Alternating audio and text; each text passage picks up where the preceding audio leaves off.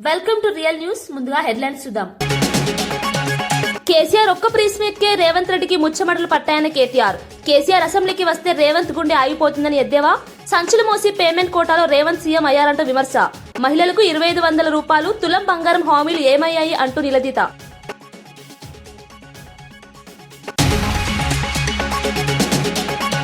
రసాయన వ్యవసాయం ఆరోగ్యానికి ముప్పు అని అమిత్ షా హెచ్చరిక. ప్రకృతి వ్యవసాయమే భవిష్యత్ అని రైతులకు అమిత్ షా పిలుపు. నేల సారత కాపాడాలంటే ప్రకృతి వ్యవసాయం తప్పనిసరి అని వ్యాఖ్య. స్వచ్ఛమైన ఆహారం కోసం వ్యవసాయంలో మార్పు అవసరమని వెల్లడి.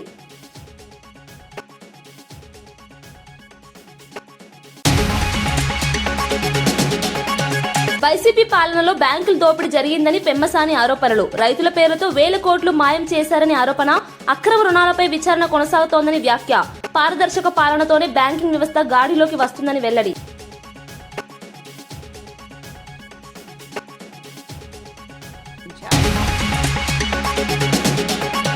ప్రజల హృదయాల్లో చిరస్థాయిగా నిలిచిన మోహన రంగా వర్ధంతి సందర్భంగా రాష్ట్ర వ్యాప్తంగా సేవా కార్యక్రమాలు. పేదల పక్షాన నిలిచిన ధైర్యవంతుడిగా రంగా గుర్తింపు.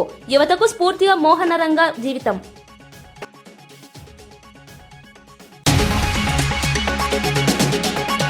కేటీఆర్ వ్యాఖ్యలకు చామల కిరణ్ ఘాటు కౌంటర్. నీళ్లు నిధుల పేరుతో ప్రజలను వంచారన్న ఆరోపణ. Merit quota CM, management quota మంత్రి అని ఎద్దేవా. కాంగ్రెస్ ప్రభుత్వం ప్రజాహితమే లక్ష్యమని స్పష్టం.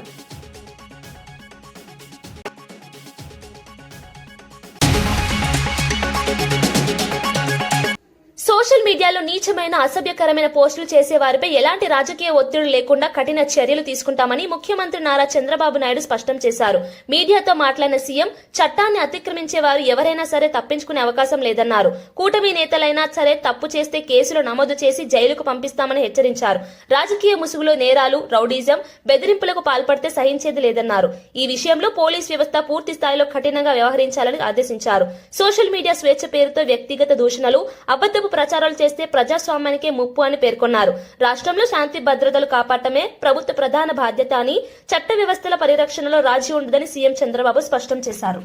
మీలో కూడా ఎప్పటికప్పుడు ఆ మార్పు లేకపోతే నవేడేస్ మనకందరికి కూడా ఒక మాటలో చెప్పాలంటే కొన్ని మంచి పనులు కూడా చేశారు. దానికి ఒకసారి మిమ్మల్ని అభినందించాలి. యువత భవిష్యత్తును నాశనం చేస్తున్న మారక ద్రవ్యాల్ని, మహిళలపై జరుగుతున్న నేరాలు, రోడ్డు ప్రమాదాల నివారణకై ప్రత్యేకమైన దృష్టి పెట్టారు. 762 కిలోల గంజాయిని స్వాధీనం చేసుకుని స్మగ్లర్స్ యొక్క సప్లై చైన్ అరికట్టారు.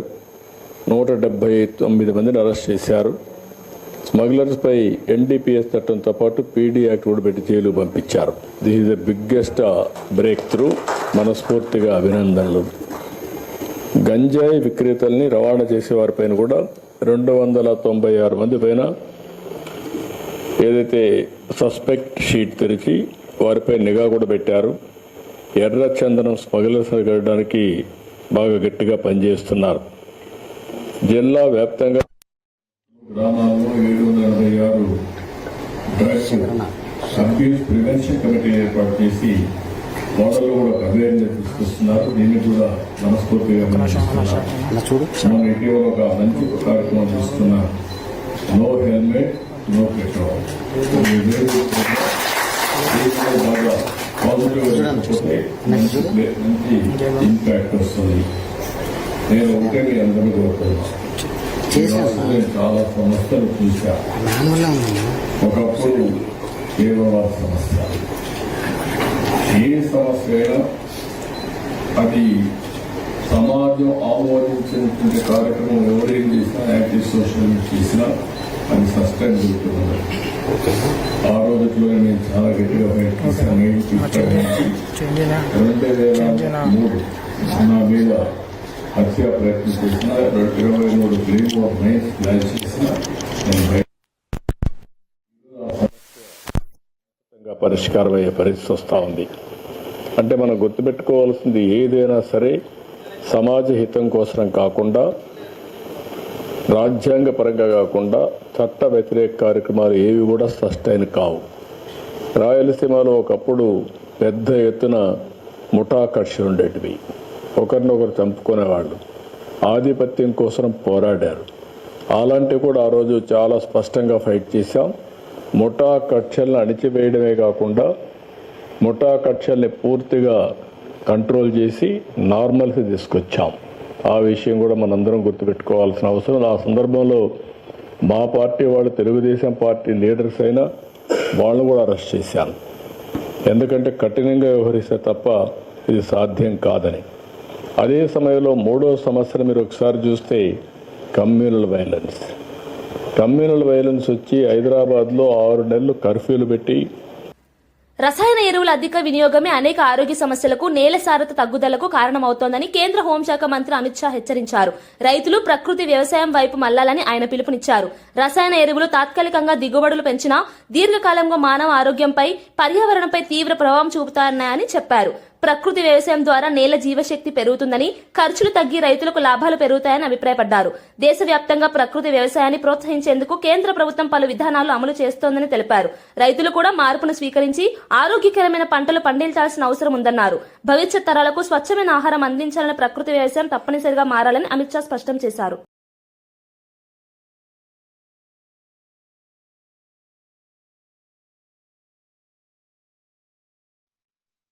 दुनिया भर में बहुत बड़ा बाजार है प्राकृतिक खेती का।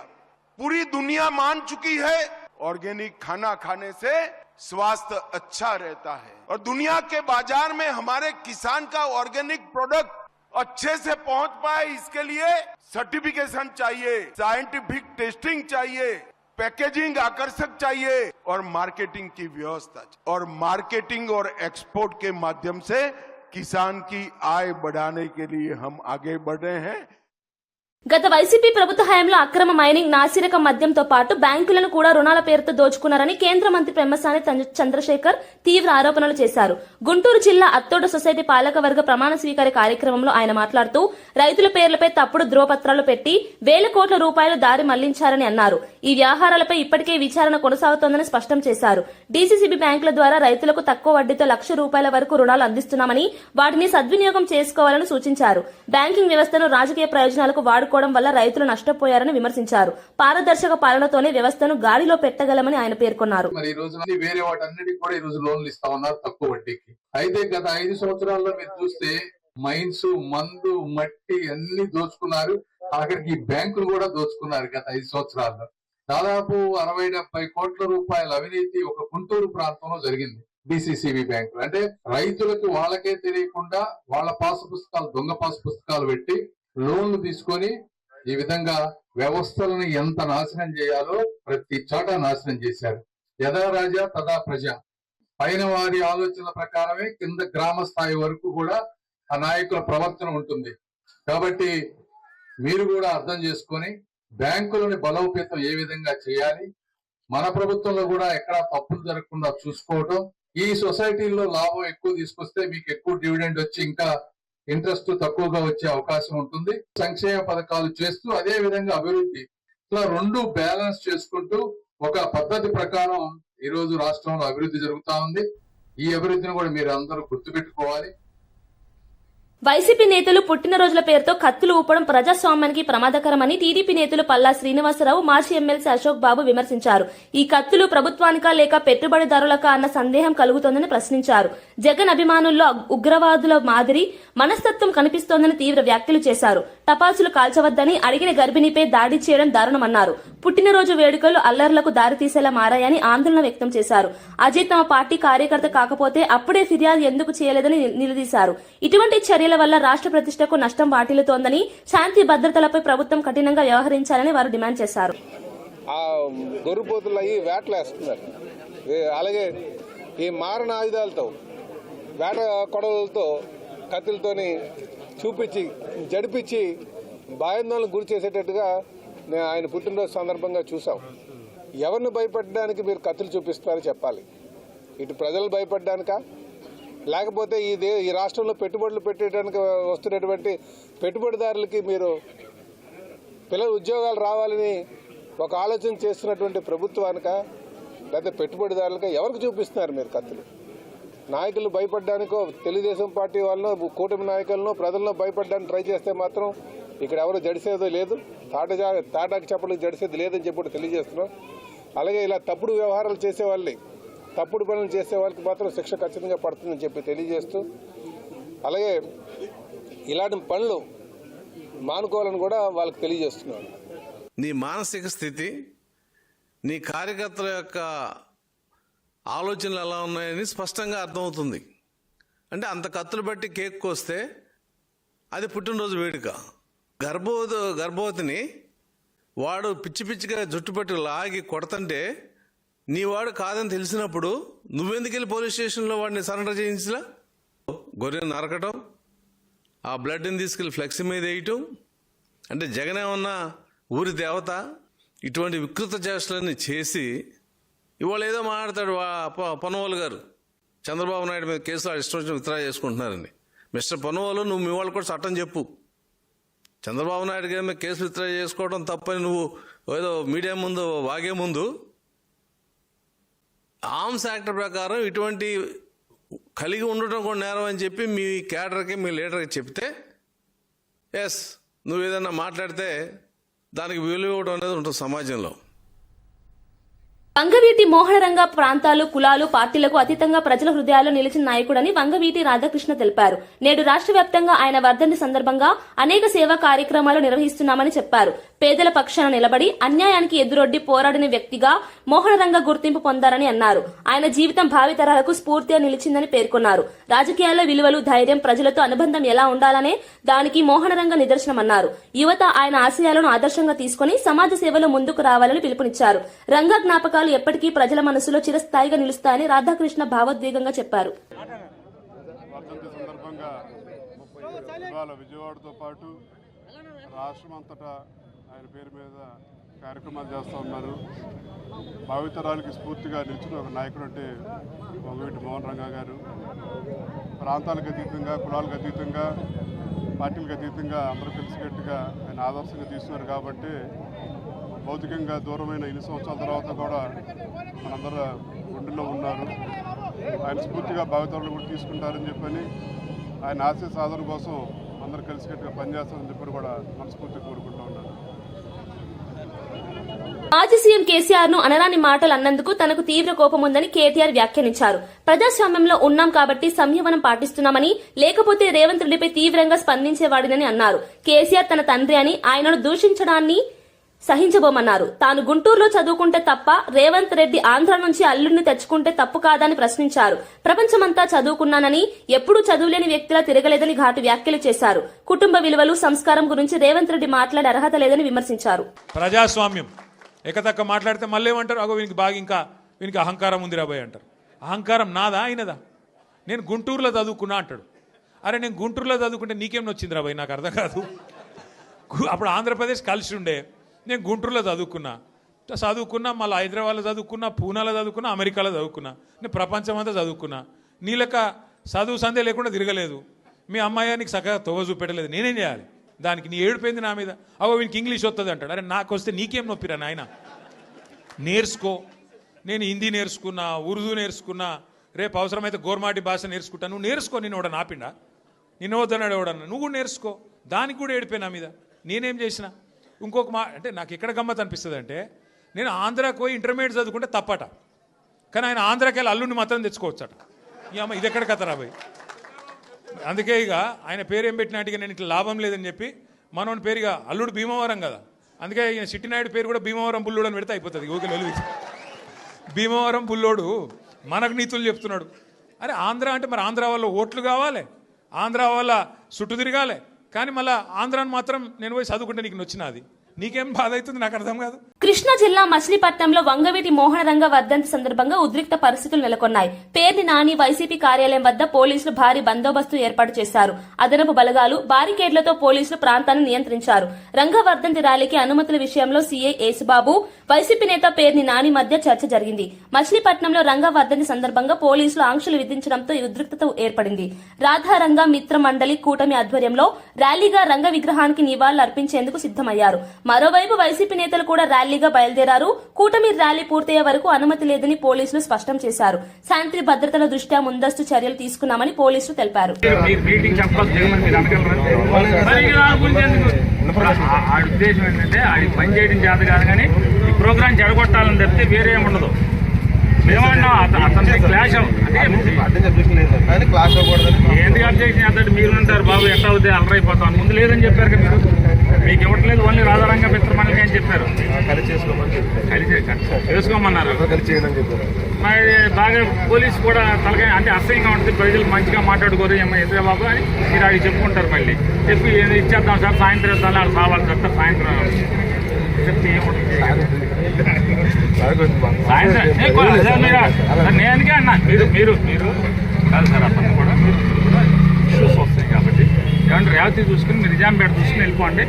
వాళ్ళు మెల్లగా ఈ రెండు చూసుకుని మెల్లగా మీకు వాళ్ళకి ఒక అరగంట గంట తేడా రేవతి మొరలపాలెం చిరకలపూడి రాజపేట మల్లపేట నిజాంపేట లాస్ట్ అదే మన మనదే ఉంది. ఇప్పుడు రేవతి నిజాంపేట చూసుకుని వెళ్తారు సార్. మేము ముందు ఇచ్చాం చిలకలపూడి వెళ్తాం అని అనట్లేదు కదా. వాళ్ళ అయిపోయింది కూడా చెప్పట్లేదు. ఉంటా ఉంటే రేపు ఆ ఉద్యోగాలు చేయాలి, మన ఉద్యోగం మనం చేయాలి. చూడండి సార్ ఏముంది ఇది లోపల వేస్తాం లేదా తిన్నట్టు కేసు పెడతాం లేదా యావజ్యం నేను పీడీ యాక్ట్ పెడతాం ఇవే ఉంటాయి. ఇంకా అంతమించి ఏముంటాయి? మీరేమన్నా మామూలు పర్సన్ పబ్లిక్ ప్రాపర్టీ డ్యామేజ్ చేస్తారు. మీరైతే క్లాష్ అవనే పాకండి, రివర్స్లో వెళ్ళండి. ఏది ఆయన రేవతి నుంచి వలందపాలెం చేరుకున్న తర్వాత మీరు బయలుదేరండి. రేవతి ఆయన వలందపాలెం చేరుకున్నాక బయలుదేరండి. అనేది మనం అదే కదా. చిత్తూరు జిల్లా పుంగనూరు నియోజకవర్గంలోని కృష్ణంరెడ్డిపల్లిలో నల్లరాళ్లపల్లి గంగమ్మను మాజీ మంత్రి పెద్దిరెడ్డి రామచంద్రారెడ్డి దర్శించుకున్నారు. అనంతపురం పుంగనూరులో పలు అభివృద్ధి కార్యక్రమాలను ఆయన ప్రారంభించారు. ఈ సందర్భంగా పెద్దిరెడ్డి మాట్లాడుతూ స్థానిక ప్రజల సంక్షేమమే తన ప్రధాన లక్ష్యమని తెలిపారు. అభివృద్ధి కార్యక్రమాలకు సహకరిస్తున్న కూటమి ప్రభుత్వానికి పరోక్షంగా కృతజ్ఞతలు తెలిపారు. రాజకీయాలకు అతీతంగా ప్రజల అవసరాలే ముఖ్యమని పేర్కొన్నారు. ఆలయ దర్శనంతో పాటు అభివృద్ధి పనుల ప్రారంభం స్థానికంగా ప్రాధాన్యత సంతరించుకుంది. ప్రజలతో నేరుగా మమేకమై సమస్యలను తెలుసుకునే ప్రయత్నం చేశారని నాయకులు తెలిపారు. పెద్దిరెడ్డి పర్యటనతో పుంగనూరు రాజకీయాల్లో చర్చ మొదలైంది.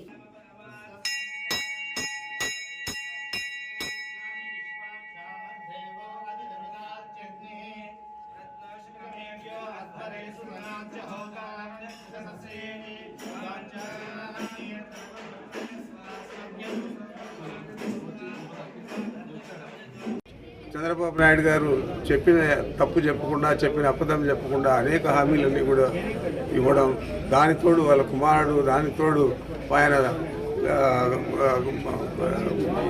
మంత్రిమండలిలో ముఖ్యమంత్రి, ఉప ముఖ్యమంత్రిగా ఉన్న పవన్ కళ్యాణ్ వీళ్ళందరూ కూడా అబద్ధాలన్నీ చెప్పి మోసాలన్నీ చేసి రాష్ట్ర ప్రజలందరినీ కూడా మోసగించి ఓట్లు వేసుకొని అధికారంలోకి వచ్చారు.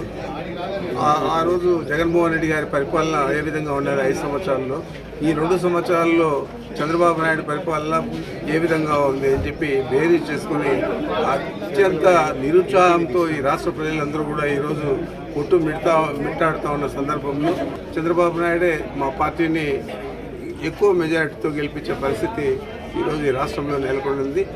వారికి వారి ఈ అబద్ధాల కోటరీకి అందరికీ కూడా నేను ఈ ధన్యవాదాలు తెలుపుతాను. ఎందుకంటే మీరు మాకు కష్టం లేకుండా కాంగ్రెస్ పార్టీ, వైఎస్ఆర్ కాంగ్రెస్ పార్టీని అధికారంలోకి తీసుకొచ్చేదానికి నిరంతరం మీరు కృషి చేస్తూ ఉన్నారు.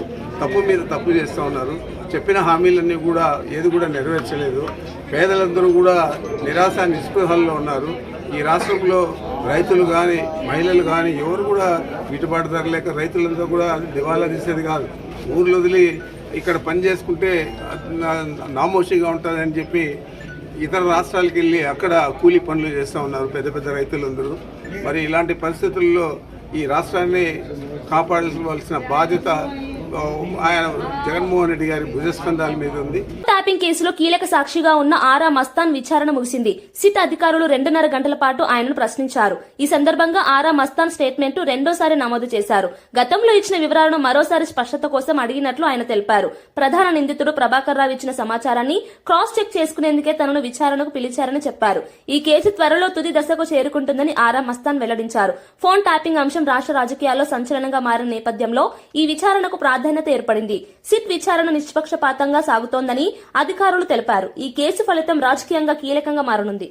తిరిగి వివరణ అడగడం కోసం అని చెప్పి పిలవడం జరిగింది. గతంలో ఏం చెప్పాము ఏంటి అనేటువంటి కాబట్టి గతంలో చెప్పిన దానికి పెద్ద కొనసాగింపు ఏమీ లేదు. కన్ఫర్మేషన్ కోసం అనుకోవచ్చు గతంలో ఏం చెప్పారు ఏంటి అవన్నీ మళ్ళీ తిరిగి అంటే కొత్తగా అధికారులు వచ్చినప్పుడు వాళ్ళకు కూడా క్లారిటీ ఉండాలి కదా. దట్టు ప్రధాన ముద్దాయిని మీ అందరికీ తెలుసు, నిన్నటి వరకు ప్రధాన ముద్దాయిని విచారించారు కాబట్టి ప్రధాన ముద్దాయి చెప్పినటువంటి విషయాలు ఏవో ఉంటాయి కదా, వాటితో క్రాస్ చెక్ చేసుకోవటము. సో దీంట్లో ఉండేటువంటి అలాంటి సాక్షులందరినీ కూడా ముఖ్యమైనటువంటి సాక్షులు మళ్ళీ పిలిచే అవకాశం ఉన్నట్లుంది. అందుకోసం నిన్న రమ్మన్నారు. నేను బయట ఉండడంతో రాలేకపోయాను. ఈరోజు వచ్చేసి నాకు తెలిసినటువంటి విషయాల్ని షేర్ చేసుకోవడం జరిగింది. విమర్శలకు భువనగిరి ఎంపీ చామల కిరణ్ కుమార్ రెడ్డి ఘాటుగా స్పందించారు. కేసీఆర్ కుటుంబం నీళ్లు, నిధులు, నియామకాల పేరుతో ప్రజలను వంచించి అప్పుల పాలు చేసిందని ఆరోపించారు. ప్రజా సంపదను కాకుండా సొంత సంపదనే పెంచుకున్నారని విమర్శించారు. రేవంత్ రెడ్డి మెరిట్ కోటాలో సీఎం అయితే కేటీఆర్ మేనేజ్మెంట్ కోటాలో మంత్రి అయ్యారని ఎద్దేవా చేశారు. హైడ్రా కూల్చివేతలు ప్రజల ప్రయోజనం కోసమేనని, అక్రమ కబ్జాలను అడ్డుకుంటుంటే కేసీఆర్ ఎందుకు భయపడుతున్నారని ప్రశ్నించారు. బీఆర్ఎస్ పాలనలో జరిగిన తప్పులకు సమాధానం చెప్పకుండా విమర్శలు చేయడం తగదన్నారు. కాంగ్రెస్ ప్రభుత్వం ప్రజాహితమే లక్ష్యంగా పనిచేస్తుందని స్పష్టం చేశారు. కూడా పంచులు కొట్టాలి అన్న ఉద్దేశంతో ఇవాళ ఎక్కడో ఒక మీటింగ్ పెట్టి ఆ మీటింగ్ సందర్భం ఏందో కానీ ఒక సందర్భం అయితే పెట్టుకున్నాం, ఒక ఇష్యూ అయితే పెట్టుకున్నాం. ఏంది?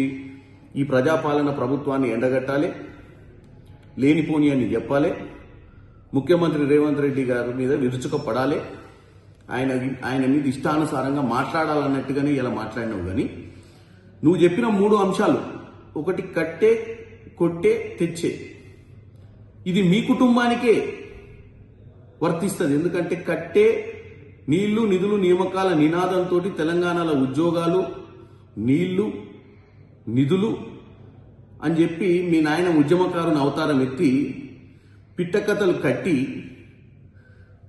రాష్ట్రంలో ముఖ్యమంత్రి అధికారాన్ని కొట్టి రాష్ట్రంలో ఉన్నటువంటి మిగులు రాష్ట్రాన్ని అప్పుల రాష్ట్ర దిశగా తోసి మీ ఇంటికి తీసుకుపోయా అంటే తెచ్చే. ఏంటిది? కోట్ల రూపాయలు దండుకొని నువ్వు, మీ బావ, మీ కుటుంబ సభ్యులు ఈరోజు ఆర్థికంగా ఏ పొజిషన్లో ఉన్నారో ఇలా రాష్ట్ర ప్రజలంతా చూసారు. గతంలో అమెరికా నుంచి వచ్చినప్పుడు ఏముంటివి, ఇప్పుడు ఏమున్నావు. సో ఈ కట్టే, కొట్టే, తెచ్చే మనకే వర్తిస్తుంది. ఇక నువ్వు రాష్ట్ర ప్రభుత్వం గురించి కూల్చివేతలు, పేల్చివేతలు, ఎగవేతలు అంటున్నావు. కూల్చివేతలు ఏంది? ఇవాళ నువ్వు మాట్లాడేది హైదరాబాద్ నగరంలో. హైదరాబాద్ నగరంలో ఉన్నటువంటి చాలా మంది కాలనీలో ఉన్న ప్రజలు ఈరోజు సంతోషం హైడ్రా మీద వ్యక్తం చేస్తారు. ఎందుకంటే మీ హయాంలో నాలాల మీద ఇల్లులు కట్టి ప్రతి వానకాలం వచ్చినప్పుడు ఆ చుట్టుపక్కల ఉన్నటువంటి ప్రాంతాలన్నీ మునిగి వాళ్ళ ఆస్తి నష్టం జరుగుతుంది. ఇవాళ హైడ్రా వచ్చినాక ఈ నాలాల మీద ఉన్న ఇల్లులు, కాలనీలను కబ్జా చేసి, పార్కులను కబ్జా చేసి నీ హయాంలో నీకున్నటువంటి దండుపాల్యం సైన్యం దోచుకున్న పరిస్థితిని ఈరోజు హైడ్రా కూల్చివేస్తుంది. ఎవరి కోసం? ప్రజల కోసం. సో ఇది కూల్చివేతల గురించి నువ్వు చెప్పేది. ఇదే హైదరాబాద్ ప్రజలకు కూల్చివేతలు అంటే ఇదే కదా నువ్వు చెప్పింది. హైడ్రా చేసే కూల్చివేతల గురించి కదా. ఇక పేల్చివేతలు అంటే ఇక్కడ పేల్చిరే. నీ హయాంలో 2023లో మేడిగడ్డ కుంగింది, పేలితే పేలుతుంది. కుంగడం అంటే కింద భూమిలో పునాదులు బాలైనప్పుడు కుంగుతాయి. కుంగిన దానికి కూడా నువ్వు వీలైనంత వరకు ఎలక్షన్ల టైంలో నీ భాగవతం బయటపడ్డది. పైన భగవంతుడే చూసి సమయానికి ప్రజలు మళ్ళేమన్నా తప్పిదంగా మీ దరిద్ర పాలనకు ఓటేస్తారేమోనని స్వయాన దేవుడే ఆ రోజు వాస్తవ పరిస్థితిని చూపించే విధంగా అది కుంగింది. ఎందుకంటే అది ఆ 1-2-3 నెలలు కుంగకపోతే మీరు గొప్పగా చెప్పుకొని కాళేశ్వరం గురించి మళ్ళీ అధికారంలోకి వచ్చి దండుకుందామన్న ఆలోచన మీది. ఇక ఎగవేతలు, ఎవరు ఎగవేతలువా? ఇచ్చిన హామీలను నెరవేర్చాలని చెప్పి ప్రతిరోజు సన్నబియ్యం మీ హయాంలో పెట్టిర్రా? మీ నాయన పెట్టిండా? రేషన్ కార్డులు ఇచ్చిర్రా? ఇంద్రమ్మ ఇల్లులు ఇచ్చిర్రా? ఎగవేతలు మాయగావు. ఇవాళ నువ్వు అక్కడ లేనిపోని ముచ్చట చెప్తున్నావు. 1 కోటి మంది మహిళలను కోటీశ్వరులను చేయాలంటే నీ లెక్క బుద్ధి లేని, జ్ఞానం లేని మాటలు కాదు. 1 కోటి మందిని కోటీశ్వరులను చేయాలంటే వాళ్ళకు ఉపాధి కనిపించాలి.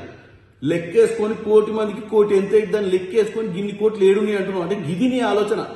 తిరుమలపై నిత్యం వైసీపీ కుట్రలు కొనసాగుతున్నాయని టీడీపీ రాష్ట్ర ఉపాధ్యక్షులు వేమూరి ఆనంద్ సూర్య ఆరోపించారు. ఎన్టీఆర్ భవన్ లో జరిగిన మీడియా సమావేశంలో ఆయన మాట్లాడుతూ వైసీపీ పాలనలో తిరుమల పవిత్రతకు భంగం కలిగే చర్యలు జరిగాయని అన్నారు. ప్రస్తుతం కూటమి ప్రభుత్వం టీటీడీ వ్యవస్థను ప్రక్షాళన చేస్తుందని తెలిపారు. గత అక్రమాలపై నిజాలు బయటకు వస్తే వైసీపీ నేతలు భయపడుతున్నారని విమర్శించారు. తిరుమల భక్తుల విశ్వాసాలను దెబ్బతీయాలని వైసీపీ తప్పుడు ప్రచారాలు చేస్తుందన్నారు. టీటీడీ పరిపాలనలో పారదర్శకత తీసుకొచ్చామని చెప్పారు. దేవాలయాల విషయంలో రాజకీయాలు చేయడం సరికాదని, భక్తుల మనోభావాలను గౌరవించాలని వేమూరి ఆనంద్ సూర్య సూచించారు. ఈ రోజున తోలనాడుతున్నావు అంటే నీలో ఎలాంటి ఆలోచన ఉంది, ఎలాంటి దుర్బుద్ధి ఉంది అని చెప్పడానికి ఇది ఒక నిదర్శనం అని చెప్పి మీకు మనవి చేస్తా ఉన్నా. అంతేకాకుండా గతంలో 2014-19 అప్పుడు ఆ రోజున ఏ అయితే డ్రౌట్ ప్రాంతాలుగా ఉన్నాయో రాయలసీమ ప్రాంతాల్లో డ్రిప్పు, స్ప్రింక్లర్ ఇరిగేషను, అదేవిధంగా కేంద్ర ప్రభుత్వం, రాష్ట్ర ప్రభుత్వం కలిసి ఈ రోజున ఉద్యానవన పంటల్ని పెంపొందించాలని చెప్పి, వ్యవసాయం లాభసాటిగా మరల్చాలని చెప్పి ప్రయత్నించినటువంటి అంశాలన్నింటినీ కూడా ఈ రోజున ఎక్కడ కూడా యాంత్రీకరణ అనే మాట లేకుండా 5 ఏళ్ళు పబ్బం గడుపుకున్నటువంటి రైతుల్ని కష్టాలకి నష్టాలని నువ్వే ప్రభుత్వ పరంగా కల్పించినటువంటి నాయకుడు ఎవరైనా ఉన్నాయంటే జగన్మోహన్ రెడ్డి. ఎప్పుడు ప్రకృతి ద్వారా నష్టం జరిగినటువంటి సందర్భంలో రైతు నష్టపోయాడు తప్పితే ఏ ప్రభుత్వం వల్ల రైతు నష్టపోలే. కానీ నీ యొక్క చర్యల వల్ల, నీ యొక్క విధానం వల్ల, నీ యొక్క ఆలోచన వల్ల ప్రతి రైతు కూడా నష్టపోయినటువంటి ప్రాంతానికి అతీతంగా నష్టపోయినటువంటి పరిస్థితి నీ పాలనలో చూసినటువంటి రైతాంగం ఈ రోజున ఎన్నో రకాలుగా లాభపడతా ఉంది. అంతేకాకుండా నువ్వు ఇవ్వవలసినటువంటి రైతు బకాయిలను కూడా ఈ కూటమి నాయకత్వం చెల్లించటం. అంతేకాకుండా రోడ్లు ఏ రకంగా రోడ్లు వేశాం. గతంలో 2014-19లో 25,000 కిలోమీటర్ల రోడ్లని గ్రామీణ ప్రాంతంలో వేసినటువంటి ఘనత ఈనాటి యువ నాయకుడు నారా లోకేష్ గారికి దక్కిందని చెప్పి మీకు మనం చేస్తా ఉన్నా. అంతేకాకుండా ఈ కూటమి ప్రభుత్వం నువ్వు గతంలో నీ పాలనలో కనీసం మెయింటెనెన్స్కి, ఆఖరికి బ్లీచింగ్ పౌడర్కి, ఆఖరికి కరెంటు బల్బు వేసుకోవడానికి కూడా నిధులు లేకుండా చేసి ఉంటే ఈ రోజున దాదాపు 1932 కోట్ల రూపాయల నిధుల్ని 15th ఫైనాన్స్ కింద వచ్చిన నిధుల్ని మరి ఈ రోజున పంచాయతీలకే కేటాయించడం కాకుండా మళ్ళీ ప్రత్యేకంగా ఈ రాష్ట్ర ప్రభుత్వం మరి ముఖ్యంగా పవన్ కళ్యాణ్ గారి నాయకత్వంలో దాదాపు 1674 కోట్లు ఈ రోజున పంచాయతీలకు చెల్లించాం. అంతేకాకుండా 1450 కోట్ల రూపాయలు కూటమి నాయకత్వంలో విడుదల చేసి గ్రామాలకు ఊపిరి పోసాం. నువ్వు ఎప్పుడైనా ఊపిరి అనే మాటకి అర్థం తెలుసా నీకు అని చెప్పి నేను అడుగుతా ఉన్నా. నీకు ఎప్పుడు పీకలు కోయటం తప్పితే ఊపిరి పోయటం తెలియనాడు నువ్వు ఏం పాలన చేసావో మేమందరం కూడా చూసాం. గత పాలన ఏ రకమైనటువంటి పాలన, గ్రామీణ ప్రాంతంలో ఉన్నటువంటి కార్మికుడు కానీ, కర్షకుడు కానీ, లేకపోతే రైతు కూలి కానీ ఎవరిని కూడా, ఆఖరికి నువ్వు కౌలు రైతులను ఏ రకంగా నాశనం చేసావు కూడా మనం చూసాం. నీ యొక్క పాలనలో ఎవరికి న్యాయం జరిగింది అనేది చెప్పలేనటువంటి పరిస్థితుల్లో నీ పాలన ఉంటే ఈ రోజున మేము వచ్చిన దగ్గర నుంచి కూడా గ్రామీణ ప్రాంతంలో ఉన్న రైతాంగాన్ని కానీ, గ్రామీణ ప్రాంతంలో ఉన్న వెనకబడ్డ వర్గాలను కానీ, గ్రామీణ ప్రాంతంలో ఉన్న దళిత వర్గాలను కానీ ఈ రోజున అన్ని రకాలుగా కూడా అనేక రకాలైన కార్యక్రమాలని అనేక రూపాల్లో వారి దగ్గరికి తీసుకువెళ్ళి ఈ రోజున సామాజికంగా, ఆర్థికంగా, రాజకీయంగా ఈ రోజున ముందుకు తీసుకెళ్ళటానికి మరొక్కసారి పూజ్య బాపూజీ కళ్ళగన్నటువంటి రామరాజ్యాలని ఏర్పరచడానికి ప్రయత్నిస్తున్నటువంటి పాలన ఈనాటి పాలన మరలా మనం అందరం కూడా చూస్తూ ఉన్నాం. ఇలాంటి సందర్భంలో అడుగడుగునా నువ్వు మాట్లాడుతూ ఉన్నావు. చంద్రబాబు నాయుడు గారు మోసం చేస్తూ ఉన్నాడు, చంద్రబాబు నాయుడు గారు నిధులు పక్కదోవ పట్టిస్తూ ఉన్నాడు. నీకు ఏదైనా అవగాహన నుండి మాట్లాడితే చాలా సంతోషం. గ్రామంలో ఉన్న పరిస్థితిని ఏ రకంగా ఈ రోజున తీర్చిదిద్దుతూ ఉన్నారు. ఈ రోజున గ్రామీణ ప్రాంతంలో రోడ్లు కానీ, డ్రైన్స్ కానీ, లేకపోతే డొంక రోడ్లు కానీ, లేకపోతే అక్కడున్న రైతులను ఆదుకునే విషయంలో కానీ, లేకపోతే దళితులకి సామాజిక న్యాయం చేసే విషయంలో, పెన్షన్లు ఇచ్చే విషయంలో కానీ, లేకపోతే మహిళలకి ఏ రకంగా ఉచిత బస్సుల్ని మరి ఏర్పాటు చేసినటువంటి అంశం ఈ రోజున మీ అందరికీ తెలిసినటువంటి అంశం. ఎవరూ చేయలేనటువంటి సంక్షేమానికి బ్రాండ్ అంబాసిడర్ ఎవరయ్యా అంటే తెలుగుదేశం పార్టీ కూటమి నాయకత్వం అనేది ఈ రోజున భారతదేశ వ్యాప్తిగా ఈరోజు చెప్పుకునేటువంటి మాట. ఎలాంటి పరిస్థితుల్లో ఈ రోజున మీరు మాట్లాడుతూ ఉన్నారంటే జయాలు వేదాలు వల్లించినట్టుగా ఉన్నాయి. ఆ రకంగా మీరు మాట్లాడితే ఏదో చేయొచ్చు. మధ్యప్రదేశ్ కేంద్రంగా అక్రమంగా తుపాకులు విక్రయిస్తున్న ముఠాను అనంతపురం జిల్లా పోలీసులు అరెస్ట్ చేశారు. ఈ ముఠా ద్వారా రాష్ట్రంలోకి అక్రమ ఆయుధాలు చేరుతున్నాయన్న సమాచారంతో పోలీసులు ప్రత్యేక దర్యాప్తు చేపట్టారు. ఈ ఆపరేషన్ లో నిందితుల నుంచి 5 నాటు తుపాకీలు, 7 మ్యాగజైన్లు, 30 బుల్లెట్లు స్వాధీనం చేసుకున్నారు. నిందితులు వివిధ రాష్ట్రాల మధ్య అక్రమ ఆయుధాల రవాణా చేస్తూ నేరాలకు ప్రోత్సహిస్తున్నారు చేస్తున్నారని పోలీసులు తెలిపారు. ప్రజా భద్రతకు ముప్పుగా మారే ఇలాంటి ముఠాలపై కఠిన చర్యలు తప్పవని అధికారులు హెచ్చరించారు. అక్రమ ఆయుధాల సరఫరాతో శాంతి భద్రతలకు భంగం కలగకుండా ముందస్తు చర్యలు తీసుకుంటామని చెప్పారు.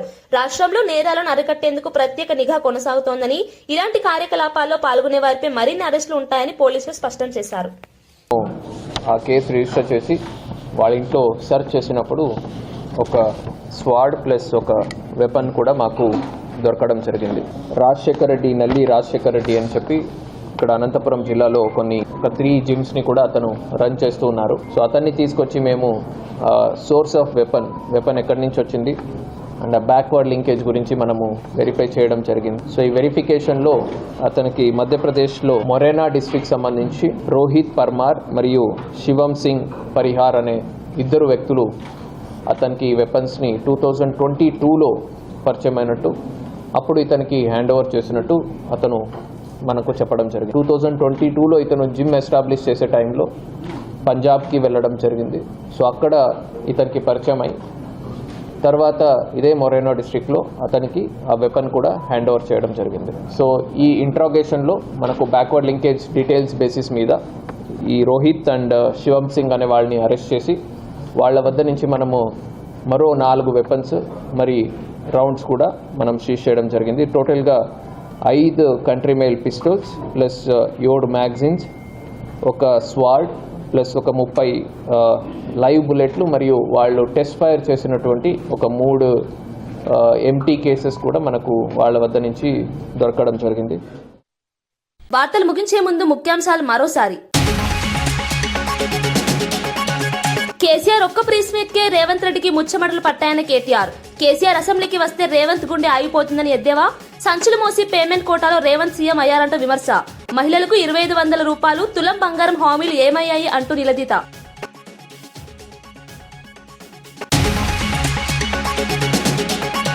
రసాయన వ్యవసాయం ఆరోగ్యానికి ముప్పు అని అమిత్ షా హెచ్చరిక. ప్రకృతి వ్యవసాయమే భవిష్యత్ అని రైతులకు అమిత్ షా పిలుపు. నేల సారత కాపాడాలంటే ప్రకృతి వ్యవసాయం తప్పనిసరి అని వ్యాఖ్య. స్వచ్ఛమైన ఆహారం కోసం వ్యవసాయంలో మార్పు అవసరమని వెల్లడి.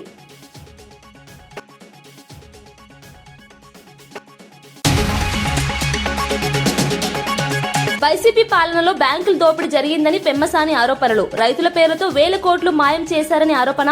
అక్రమ రుణాలపై విచారణ కొనసాగుతోందని వ్యాఖ్య. పారదర్శక పాలనతోనే బ్యాంకింగ్ వ్యవస్థ గాడిలోకి వస్తుందని వెల్లడి.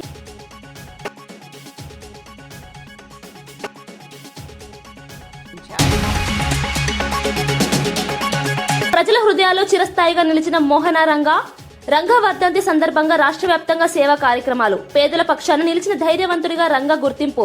యువతకు స్ఫూర్తిగా మోహన రంగా జీవితం.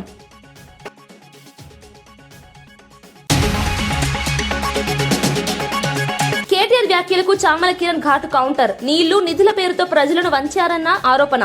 Merit quota CM, management quota మంత్రి అని ఎద్దేవా. కాంగ్రెస్ ప్రభుత్వం ప్రజాహితమే లక్ష్యమని స్పష్టం.